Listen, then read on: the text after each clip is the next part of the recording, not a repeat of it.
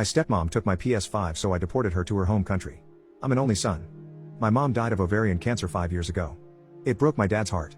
They had been together since college and were the same age, with my dad being a month older. I'm 22 and I'm about to graduate college with my degree in chemistry when the main problems started to occur. I went to college on a full-ride scholarship.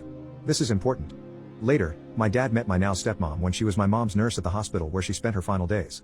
My stepmom, Grace, played all the right notes to gain my dad's trust. She was empathetic to him, nurturing, comforting.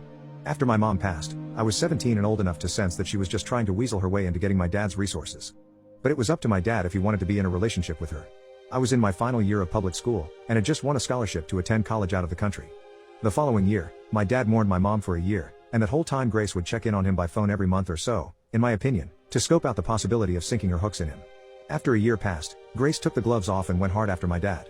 Grace was only 40 when she and my dad started seeing each other. I didn't like her, but at the same time, my dad at least didn't seem so depressed anymore. So I tried to be less pessimistic about her and give her the benefit of the doubt in my gut. I didn't trust her though. But we are Scandinavian, and at least in my family, the son does not tell his father what to do or even offer any opinion. Grace is from El Salvador, if you're wondering. My father was a very successful banker during his career and amassed quite a portfolio of wealth.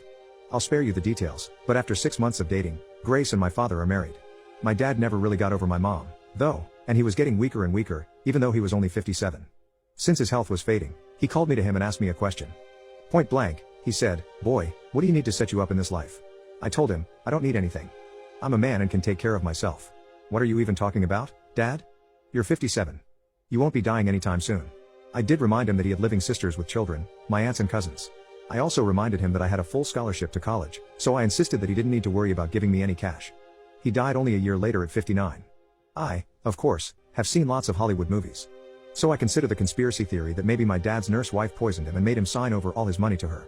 But I really, honestly do not think that's what happened. Other relatives didn't like Grace either, but they knew my dad was totally in love with my mom and that her death utterly broke him. Well, long story short, my dad bequeathed his 5-bedroom house to me, even though I wasn't expecting it and didn't ask for it. He gave a small endowment to each of his sisters and their children. He left about 80% of all his existing money to Grace, which amounted to several hundreds of thousands of dollars. My dad ignored me because he's generous to a fault and still gave me several tens of thousands of dollars, which were, of course, very useful to me. Grace tried to put on a friendly front, but I could tell she was angry as hell that she didn't get my dad's house. It belonged to me, and I had the legal papers to prove it. She was especially mad because we live in an extremely upscale and trendy location, and houses are hard to come by and easily sold for massive profit. During the first few months after my dad's death, I had the nauseating, creepy experience of knowing that Grace was trying to feel me out to see if I might be into a little relationship with her. One night, when I was lying in my bed on my phone, she came into my room. She sat down at the foot of the bed and tried to sympathize with me about my dad's death. "Are you okay, honey? I know it must be hard for you to lose your father at such an early age." She began rubbing my leg as she said this. I replied, "I miss him. I really do." At that point, her hand was up to my thigh. She smirked. "Well, is there anything that I can do to cheer you up?" "No, I'm okay at the moment." "Come on, there has to be something." At that point I knew what was going on. She began to feel down there, and I simply froze. I didn't know what to do. Part of me felt that letting her do this would be disrespectful to my dad, but part of me was too afraid to do anything. As I heard the sound of the zipper, I stopped her. I just stormed out the room. I didn't say anything to her. The next time I saw her, we just acted like nothing ever happened. She still stayed at the house, though, because over the last 3 years, she had gotten used to living there and acting like she owned it. And even though I officially owned it, I was always away at college and only visited my dad's old house once every couple of months. And even then, it wasn't to see Grace, but to see my cousins who lived just a few miles away. I downplayed the fact that it was really my house. And over the months, I think Grace gradually forgot that she really had no legal right to the house.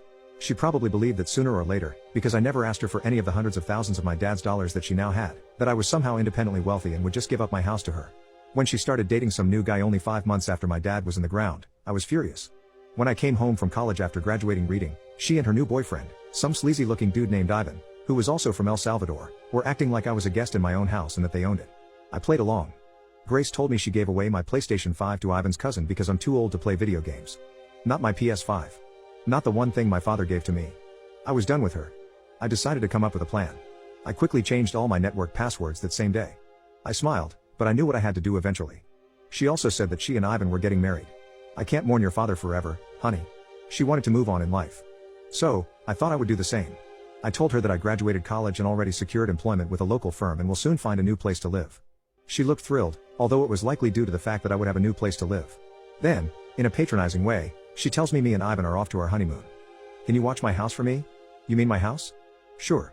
I live here, so it shouldn't be a problem. She scoffed at me. What a beach. When they left for their trip, I immediately put out advertisements, offering to lease my house.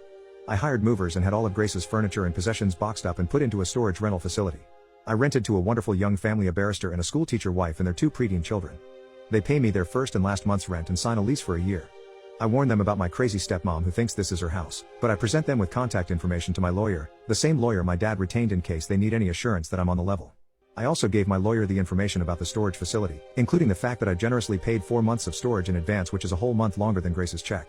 I then found a great apartment in the city near my new place of work. There I met a woman in a restaurant frequently at night after a long workday. We have been dating 6 months now and are engaged to be married. Grace, of course, tried to shriek and cause trouble when she realized she got kicked out of my house. But my lawyer quickly shut her mouth without my having to ever speak to her garbage face again. From what I heard, now that she lost her only family and lost her place to live, she and her trash husband were forced to move back to their home country, El Salvador, and I assume they're blowing through my dad's money and will soon be broke. So maybe Grace will go and try to exploit some other lonely man into giving her his money. Speaking of money, the house that I rent generated so much money that I not only am able to help pay for my cousin's college, but I moved into a larger apartment of my own together with my fiancée. I love my job, but really, I could survive solely on renting my dad's old house. And to think, if Grace had only been cooler and nicer, I might have let her stay at the house just to be a good sport.